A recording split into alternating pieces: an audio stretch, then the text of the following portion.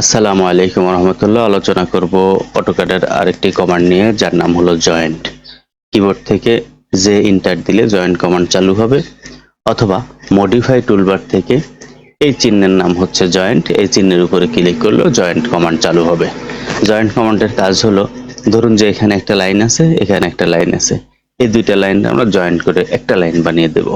অথবা এখানে একটা লাইন আছে, এখানে একটা লাইন আছে, এদেরকে আমরা জয়েন্ট করব। বা অ্যাঙ্গেলে একটা দুইটা লাইন আছে, এদেরকে আমরা জয়েন্ট করব। তো সেক্ষেত্রে কিবোর্ড থেকে যে লিখে এন্টার, দুটা লাইনের উপরে ক্লিক করে এন্টার চাপ দিলে দেখা যাচ্ছে যে দুটা লাইন জয়েন্ট হয়ে গেছে।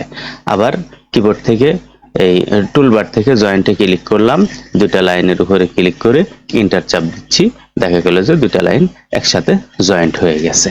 তো এই হলো জয়েন্টের কমান্ড। তবে মনে রাখতে হবে, যদি দুইটা লাইন এক বরাবর না হয়, যদি তারা একটু আপ ডাউন থাকে, সেক্ষেত্রে কিন্তু আমার জয়েন্টের কাজ করবে না। যে লিখে এন্টার দিলাম, দুটা লাইনের উপরে ক্লিক করে এন্টার দিছি, কিন্তু জয়েন্ট হয়নি।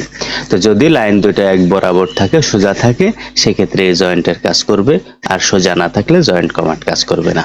ধন্যবাদ সবাইকে। আল্লাহ হাফেজ।